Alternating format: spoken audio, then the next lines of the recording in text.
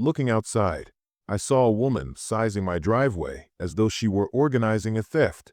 That is Hazel, our HOA president and full-time neighborhood nuisance. She claimed it was destroying everyone's property values and said my driveway was 22 inches too large. Though trust me, the craziest part turned out to be rather boring. Suddenly, I was getting penalties, threats, and unannounced inspections, akin to building a casino rather than parking my car. All since one woman needed a therapist or a pastime. This one's for you if you have ever dealt with a small HOA gone crazy. And if you haven't, post your HOA horror stories in the comments, especially if someone paid fines for using the incorrect shade of grass or breathing too loudly. Allow me to sketch Maple Ridge Estates, where this action took place.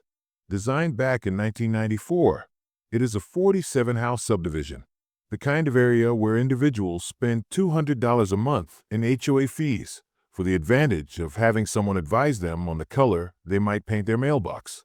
10 months earlier, I had purchased my house. My first experience as a homeowner was living what I considered to be the American dream in a neighborhood with well-kept communal standards. I also didn't realize that a lady who had spent the past 4 years transforming minor rule enforcement into an artistic medium was in charge of those standards. For 4 years running, Hazel Crawford had been HOA president. She also had a reputation for spotting infractions when none would have been expected, like some sort of suburbia investigator with an attitude issue and a notebook. That Monday morning began as any other until I heard voices outside my bedroom window. Peering through the slats, I saw Hazel with her measuring tape, notebook, and smartphone seemingly live streaming to her community page with perhaps 3 people watching. With the fervor of a game show host, she said, "Good morning, neighbors," to her phone camera. I tossed on yesterday's clothing and grabbed my coffee mug, walking outside in my pajamas to see what fresh horror was developing on my land. We're documenting another violation that affects all our property values. As I walked toward this woman treating my driveway like a murder scene, the early air was cold and I could see my breath. "Your driveway violates HOA rules by 22 inches, Hazel said with the power of someone rendering a medical diagnosis. Her voice made everything, even ordinary conversation, sound like a court hearing. The sum struck me like a punch in the face. You have 2 options: shorten the driveway to compliance standards or pay a $15,000 compliance fee. $15,000 for what, precisely? My driveway resembled every other driveway in the neighborhood perfectly. I grabbed my coffee mug tighter, feeling the warmth seep through the ceramic as I attempted to grasp what was happening on Monday morning. "And if you don't comply within 30 days, she said, obviously enjoying herself, "there will be daily fines of $250 until you rectify this situation." But here's where things got interesting, and this is where my programming mind began to find system flaws. Hazel remarked, almost as if it were an afterthought, "Of course, if this becomes too expensive for you to handle, I happen to know some cash buyers who are very interested in corner lots like yours." Her almost too enthusiastic manner rang up every alarm bell in my head. There was no driveway width here. This dealt with something quite different. Her speech was too polished, her eyes too eager, as she would have practiced this talk in the mirror. Years of life debugging code for a living had taught me when logic didn't line up. There was something about this whole scenario felt scripted, planned. Keeping my voice calm and polite. "Can I see the exact rule you're referencing?" I inquired. It was a basic request, the kind of thing any reasonable person ought to be able to respond right away. But Hazel answered quicker than a politician, dodging a challenging inquiry. "I'll email you all the documentation," she advised, which was code for, "I don't actually have it with me right now." Red flag number 2. Her measuring approach was, at best, messy as well. She had measured the same location 3 times and obtained 3 distinct values, each one apparently corroborating her violation allegation. She certainly wasn't being very exact about someone who claimed to be recording a precise infringement. I decided as I stood there in my jammies, coffee mug in hand, watching this woman pack her measuring tools with the gratification of someone who has just solved a crime. I was going to approach this like any other flaw in the system, not start screaming or call a lawyer right away. Start by looking over the source code. In this sense, It meant acquiring every HOA document, every rule, every regulation controlling our small slice of suburban bliss. If Hazel wanted to play games with paperwork, well, I spent my days swimming in documentation and technical standards. I was free to have time. I stayed patient, and I had an analytical mind that hated unresolved riddles. Hazel handed me 30 days to comply with her requests. She had no idea. She just handed me to investigate every element of her claims, her authority, and the legal foundation of what she was trying to do to me. I grinned as I watched her go, already mentally planning her next live broadcast on property values and community standards. She believed she was hunting me, but she had simply set off a debugging session ready to bring down the whole organization. Time to study our HOA regulations, source code, and I felt as though I may uncover some quite fascinating flaws in Hazel's flawless method. 3 days following Hazel's unexpected driveway inspection, I got a certified mail package akin to a legal bomb falling on my front door. Usually reserved for menacing attorneys or debt collectors, the official violation notification was written in the kind of too forceful language. Immediate legal action will be pursued if compliance is not achieved within the specified time frame. It said, as though I had committed some sort of federal crime rather than merely parking my car in my own driveway. Here, though, things got really fascinating. Section 4.2.7 of the HOA Covenant has the cited notice, but when I pulled out my copy of the HOA regulations, the paper only reached Section 4.2.6. Either my copy was lacking or someone was inventing rules as they proceeded. My programming instincts kicked in, and I began compiling information like I always do when confronted with a difficult challenge. Phase 1 was document comparison, organizing every piece of HOA documentation I had obtained upon house purchase. I looked at the present HOA covenant against what seems to be an original from 1994, and it was at that point I discovered the first significant difference. The present version I had was dated 2019, 5 full years after my house was built. More significantly, the original 1994 guidelines let driveways exactly the width of mine. Either someone was trying to retroactively make my legal driveway illegal, or the regulations had been amended following the construction of my property. With what I thought was a brief question concerning existing building rights, I phoned my friend Zoe from college, who works in city planning. Hey Zoe, weird question, but can HOA rules make something illegal that was legal when it was built? Her response was like discovering the missing piece of a puzzle. She said, absolutely not. That's called grandfathering, and it's a basic principle of property law. You can't retroactively make legal buildings non-compliant. She offered to send me copies of all the neighborhood surveys from 1994 to present, which sounded exactly the kind of material I needed to build my case from. I thought, for the first time since Hazel's ambush, I might really have some weapons in this fight. Saturday morning, as I checked my mailbox, I came upon an experience that turned everything around. My next-door neighbor, retired Fire Captain Bill Hendress, came up to me with a kind of business-oriented, austere look. "Son, you handling Hazel's driveway stupidity?" he inquired, and his face turned black when I nodded. She conned the Martinez family in 2022 and the Johnsons in 2023 exactly in this same manner. Scam came to me like a lightning strike. This concerned more than just my driveway. This was a pattern, a system, a planned tactic Hazel had been using for years.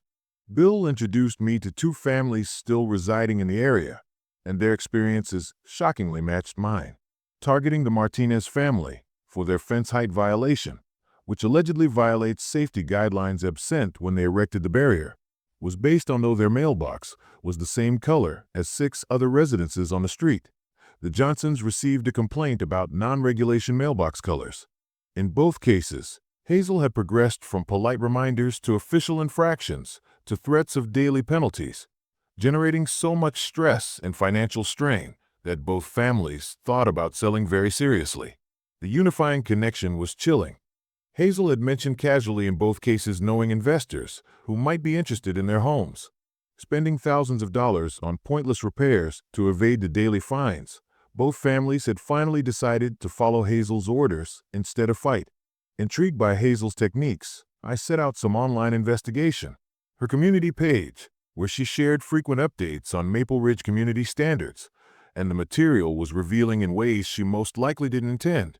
Piqued my interest. Her postings revealed a clear pattern of focusing on particular homes, always using the same language regarding preservation of property values and upholding of our community standards. The fact that the same 4 or 5 accounts consistently supported her enforcement decisions, that she had a small army of fans who never questioned her judgment, made things suspect. Looking at the post history, I could see she had been recording infractions for years, and many of the houses under attack had finally gone for auction. When I looked through some public information on Hazel personally, the financial incentive became evident. Following what seemed to be a messy divorce in 2020, she had purchased her present property and shown signs of financial difficulty online, high debt-to-income ratios, and several late payments. The kind of financial difficulties that can cause someone to act desperately. Although her real estate license was current, public records revealed extremely few recent sales. Hazel was building artificial pressure to compel families to sell, probably to investors paying her a part of the deals, and she wanted fees from property sales. The picture was beginning to come together. As I worked through all this material, Bill imparted some insight that stayed with me. "Chris, I fought fires for 25 years, and I've seen all kinds of bullies. They all have the same weakness. They assume everyone else is too scared to fight back. The question is, are you going to be scared, or are you going to fight?" His comments have different resonance, since they come from someone who had personally experienced actual danger, actual crisis, real-life events where bravery counted. This was not only about my driveway now. This was about confronting someone methodically tormenting families in my community for financial gain. Zoe sending me the property survey attachments from the city planning office marked the breakthrough. The original 1994 maps depicted my driveway as typical city code width, and when I checked, my exact width was still permitted by the present city code. Hazel's new HOA policies thus clearly ran counter to accepted city rules, which gave her exactly zero legal power to enforce them. But as I examined the 1994 maps more closely and overlaid them with contemporary satellite photographs of our area, I discovered something that had my heart pounding. The public route everyone used to enter the neighborhood might not be as public as everyone believed. If my observations were accurate, this scenario was about to get far more expensive than only my trip. Hazel's next action was meant to turn the whole neighborhood against me exactly 1 week following our first conflict. Her community newsletter, Protecting Our Standards, the driveway crisis, with images of my house and menacing warnings regarding property prices, with a dramatic headline. Understood, the email made it seem as though by not following reasonable accommodation requests, I was single-handedly tearing apart our community, advertising it as an urgent conversation about tackling non-compliant neighbors who were endangering everyone's investments. She set up a community gathering at the local community center. Her rhetoric was deliberately chosen to make me sound like some sort of dangerous extremist, not just a guy wanting to park in his own driveway. The community gathering was an ambush meant to flood me with public shame and social pressure. On a Thursday night, 35 residents crowded into the community center. Hazel had set up a complete PowerPoint presentation on property values and community compliance. She portrayed me as a troublemaker rejecting reasonable accommodation and using emotional manipulation to imply that my opposition to her requests would cause neighborhood anarchy somehow. She questioned sharply, as if my driveway width were the first step toward total anarchy. Do we want our neighborhood to become a place where everything goes? Though it was entirely dishonest, her presentation was slick and professional. It was having an impact on the audience. I asked for speaking time as Hazel's lecture ended, and the audience grew uncomfortably quiet. I had ready documents, but appearing before 36 neighbors felt like serving on trial. I laid out the chronology gently. When it was first built, my driveway was legal. Current systems are shielded from retroactive rule changes. In fact, the original 1994 HOA guidelines permitted my driveway width. I dropped my first bomb then. "Mrs. Crawford, when exactly did you inform all residents about these rule changes that supposedly affect existing structures?" The question struck her like a slap. She had not anticipated me to have done any homework, much less arrive ready with actual records and legal doctrines. Hazel's coolness broke for the first time since I knew her. She stammered over dates, ran counter to remarks she had said only minutes before in her presentation, and grew more defensive when I asked for details. She added at last, "The board has the right to interpret rules as needed to protect community standards," which wasn't really a response to my inquiry. Observing many locals exchange looks, I could sense the first seeds of uncertainty growing in their brains. Perhaps I was not the irrational troublemaker Hazel had described. Perhaps, after all, this story had two sides. Hazel escalated once more the next week, appointing what she described as an independent surveyor, although it was clear right away that this man was not at all independent. Unannounced on a Tuesday morning, he showed up at my house demanding instant access to my land for measurements and documents. I gently turned down, pointing out that he had to schedule via appropriate channels, just like any other professional service. He made a mistake at that point that turned everything around. He had inadvertently said, "Look, man, the lady just wants documentation of the violation. Can't you just let me do my job?" His duty was to uncover evidence supporting a predefined conclusion, not to measure precisely. When Hazel chose to attack my employment, her desperation became obvious. Through the neighborhood directory, she had somehow found where I worked and phoned my manager alleging I was a disruptive employee whose actions were compromising community safety. Later, chuckling about the whole incident, my manager Dave called. "Dude, your neighbor called to complain about you. She said you were threatening community stability or some crazy stuff. I told her you work from home and barely talk to anyone. She's completely unhinged." Dave's response was reassuring, but it also showed me Hazel was ready to attack every element of my life to compel compliance. Starting to document all of our exchanges, which was entirely legal in our state. The recordings turned out to be quite illuminating. Bill saw and photographed Hazel's regular drive-by harassment of my property. I caught the surveyor saying, "Mrs. Crawford told me exactly what to find." Like she was creating some type of case against me. She was recording everything I did, including photos of my yard, car, even my trash cans. The tendency seemed obvious. Hazel had gone well beyond standard HOA enforcement to resemble stalking rather than community management. Things grew even more bizarre when Hazel called an emergency HOA board meeting on what she claimed to be threats and safety issues. She informed the board that I had shown threatening behavior and property damage, but when asked for specifics, she was unable to offer any proof. Since none of the other board members had seen anything I had allegedly done, they were perplexed as well. After 6 years on the board, Janet Morrison informed me confidentially that she had never seen Hazel act so crazily. More doubts over Hazel's judgment marked the conclusion of the emergency meeting than worries about my behavior. Hazel was occupied trying to damage my reputation, while I was developing the case to eventually damage hers. Before our neighborhood was even built, Zoe had emailed me a whole property records bundle with surveys from the 1960s. There was a bombshell hidden in those ancient farm poles that would transform everything. The old farm boundaries passed exactly across our public road. The historical records suggest that some of the road everyone traveled to enter the area could still legally belong to the original owners. And from the property designations in my deed, my lot seemed to comprise 15 feet of what everyone thought to be a public road. The consequences were amazing. If my memory of the property lines is accurate, I might legally control entrance to the entire neighborhood instead of merely owning my driveway. I cross-referenced property descriptions, double-checked the surveys, and looked online at property law for hours. All pointed to the same ending. Although the city had constructed our road on private land and assumed they had license to do so, no official agreement had ever been registered. She had one catastrophic error, even though she believed she could scare me with attorneys and surveyors and community pressure. She had pushed things outside HOA jurisdiction into the actual legal area, and I was going to show her what happens when you bring a knife to a nuclear war. When Hazel chose to bring police enforcement into our argument, her desperation peaked. Comprising what she claimed to be evidence of threatening behavior, she filed a police report that I was stalking and harassing her. Though entirely made up, the charges were severe enough to send me into court to defend myself against an emergency restraining order demand.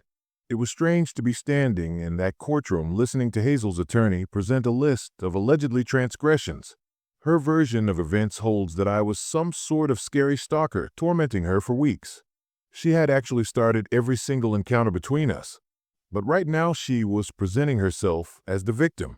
Luckily, I had been recording everything since our first meeting, and when I showed up for court, I had a neat binder of proof that really revealed the truth.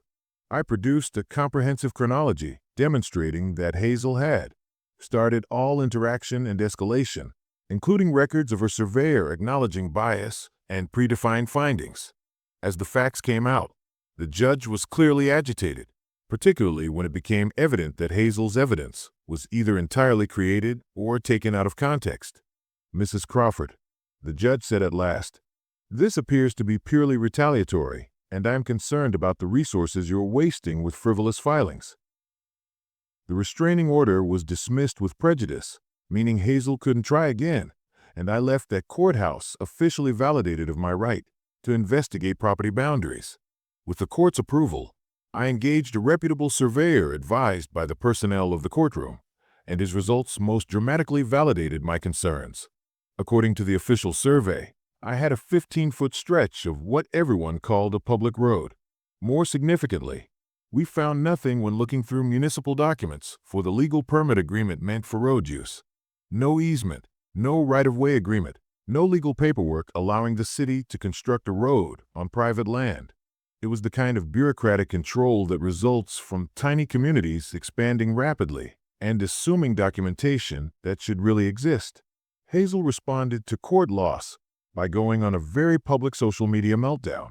She went live on her community page, screaming about the unfair system shielding troublemakers and how she had worked too hard to create property values to let one self-serving person wreck everything. She unintentionally betrayed her actual drive in her wrath. Never was this about property values or community standards. This has to do with her personal interest in neighborhood control for her own advantage. Neighbors were growing more critical of her actions, according to comments on her live feed. Several pointed out that she looked more focused in generating drama than in addressing issues. The city became involved when their engineers showed up to look at the road ownership issue Hazel's objections had unintentionally brought about. The engineer validated the results of the surveyor. Though the city had never formally signed any legal agreement, it had assumed authorization to utilize the road. "This is a complex property rights issue that requires immediate resolution," he told me, which was official language for someone screwed up decades ago, and now we have to correct it. When Hazel discovered her harassment campaign had set off an official inquiry likely to reveal the very road access she was seeking to preserve, she started to fear. When Bill set up a casual neighborhood coffee meeting where past victims of Hazel's harassment could finally tell their stories in front of the community, she started to be turned against. The Martinez family detailed how Hazel had scared them over fence height until they paid $3,000 for pointless changes. The Johnsons described how they had been compelled to change their mailbox's paint job and add fresh landscaping to prevent daily fines for offenses limited only to Hazel's imagination. One may see a distinct trend, using HOA authority to generate synthetic crises that force people into selling their houses below market value. Hazel had methodically targeted families for personal benefit. Equipped with legal validation and community backing, I formally sought city control of access to my share of the road. Under property rights law, the application was entirely valid. The city authorized my permits subject to a community impact assessment. I placed temporary orange traffic barriers delineating the precise boundary where my land started and purchased professional signs stating, "Private property, owner permission required." Everything was absolutely disastrous to Hazel's intentions, perfectly legal and appropriately allowed. I carried all the cards for the first time since this fiasco began. The psychological win came right away and was overwhelming. Hazel came to see she had made her own trap by turning a minor driveway conflict into a court struggle revealing her weakness. Her harassing campaign set off the precise legal examination exposing my control over neighborhood access. The roles had turned entirely around. She was now at the kindness of my property rights, not the victim of her pressure campaign. While she had only a history of bullying and a restraining order dismissed as petty, I had legal power, community backing, and the moral high ground. The arrangement at last was ideal. The HOA board was debating an emergency vote on Hazel's leadership, while a community meeting was set to handle the road access issue. As the reality about her methods became known, her former supporters began separating themselves. Getting ready for what I knew would be Hazel's last public appearance as HOA president, I stayed late into the evening before the meeting. She had assumed she could use the courts to silence me permanently, but instead she had granted me legal right to restrict access to her property. Hazel's last schooling on penalties would be tomorrow's community meeting. I was prepared to be her teacher. The Johnsons went into great detail about how they had been compelled to pay thousands of dollars for pointless changes meant to evade daily fines for made-up offenses. Other neighbors started relating their own tales of meetings with Hazel that looked dubious at the time, but made perfect sense now. Systematic targeting, synthetic crisis building, and abuse of HOA authority for personal financial benefit started to show up clearly. Though unpleasant to see, Hazel's entire collapse was essential for the community to observe. She lost all control and started yelling about unappreciative neighbors and property worth loss when several neighbors questioned her strategies and motives. She blamed everyone, including her own board members, the city, the courts, troublemakers like me, for not endorsing her vision of community leadership. It was a public exhibition of exactly the kind of volatile, vengeful attitude that has been lurking behind her professional front for years. The room watched in horrified silence as their HOA president turned out to be all they had feared about small-town tyrants. The HOA board rebellion came quickly and forcefully. After 6 years of service on the board, Janet Morrison jumped up during Hazel's meltdown and stated, "Hazel, we need to discuss your leadership immediately."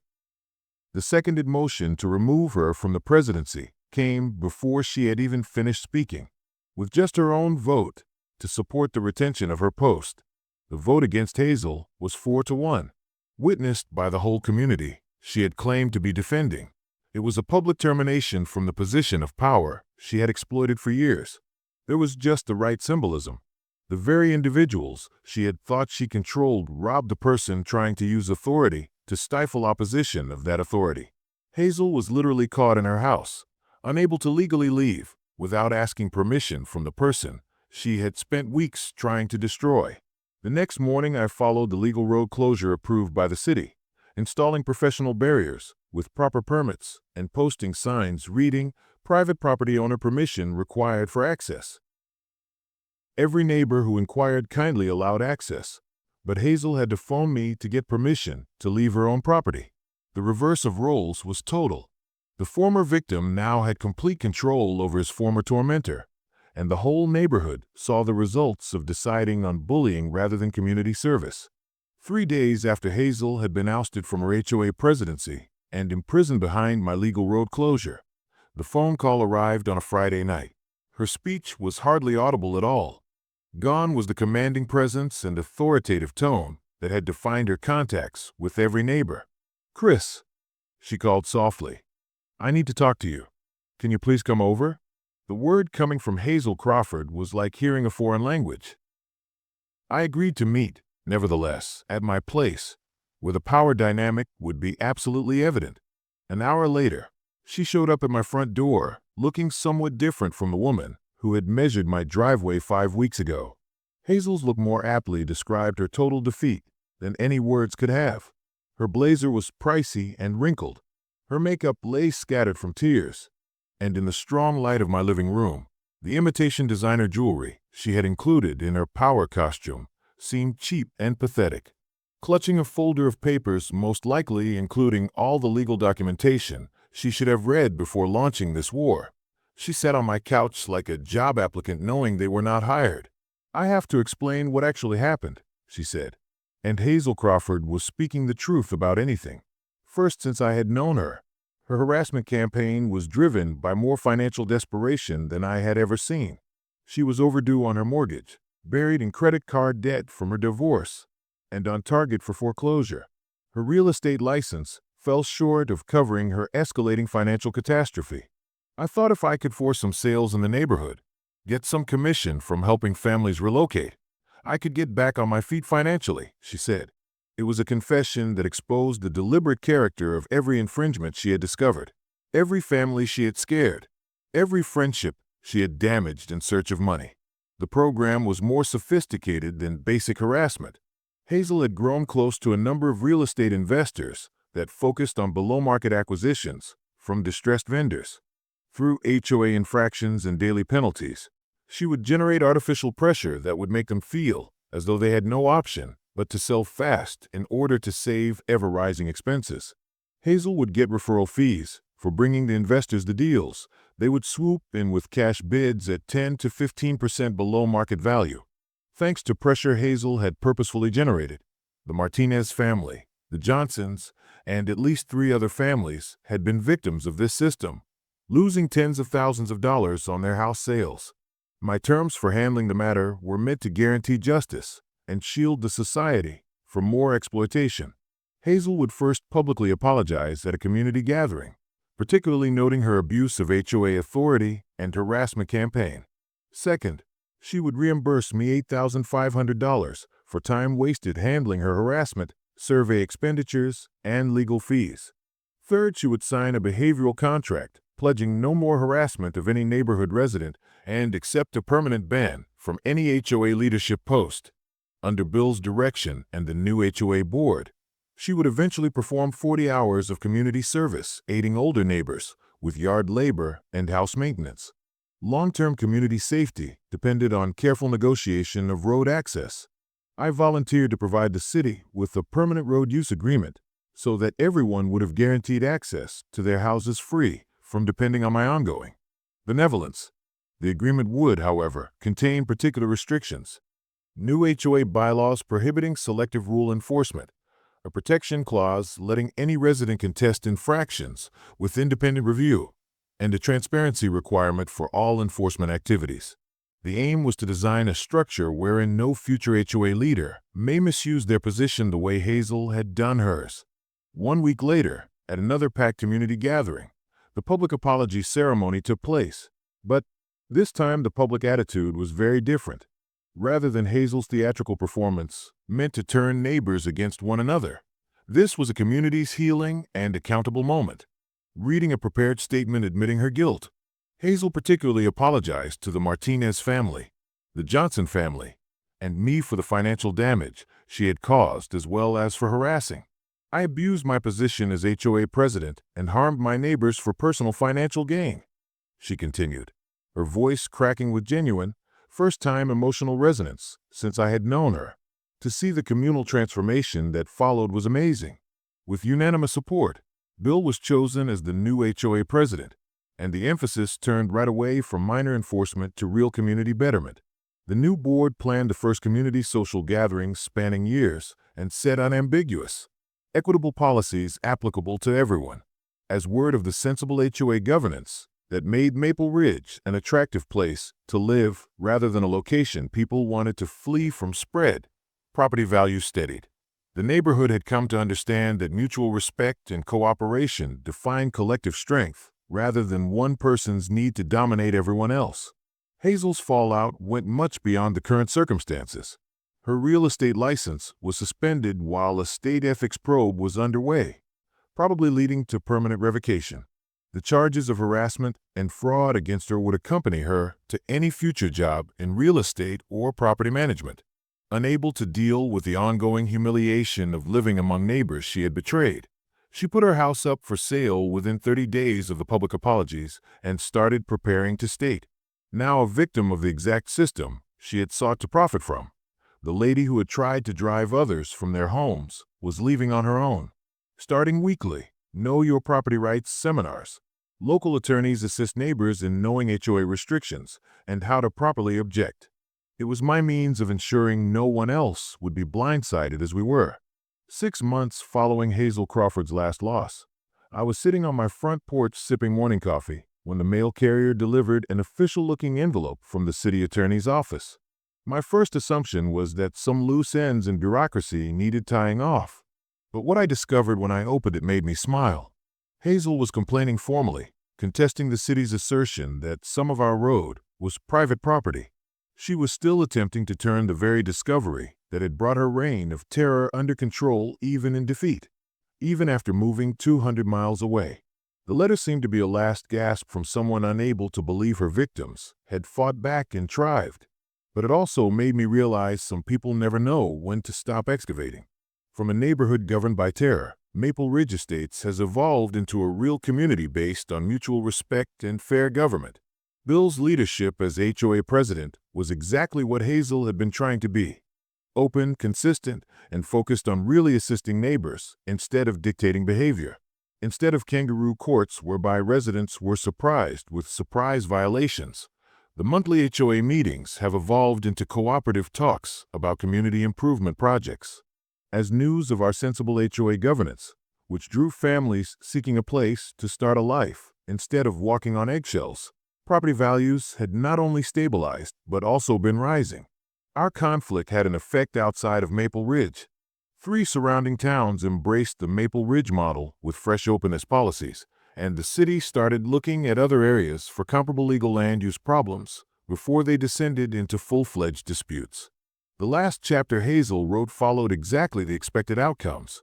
She moved 200 kilometers to a little apartment building. State licensing board permanently canceled her real estate license. Background checks exposing the ethics transgressions and harassment allegations likely to haunt her for years destroyed her attempt to launch a property management consultancy company.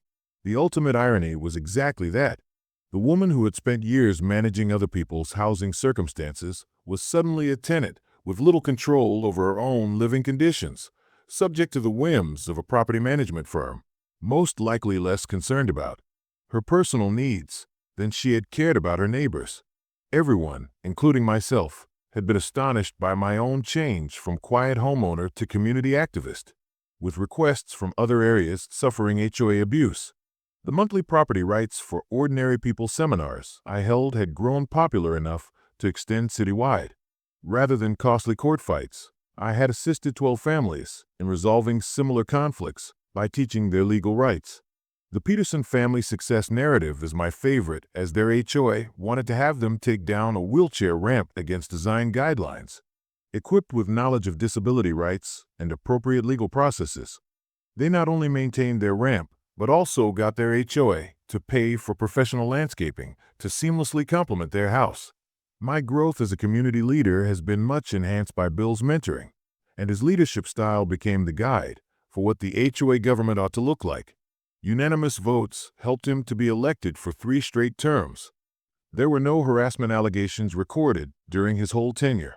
His philosophy was straightforward: treat neighbors like family, enforce fair and consistent regulations, and keep in mind that the objective is to create community rather than show authority. His favorite proverb became famous in our community. Chris taught me that sometimes heroes wear pajamas and carry coffee mugs, but they all have one thing in common: they stand up when standing up matters. Based on our experience, the new community charter developed became a model for good HOA management adopted by other communities.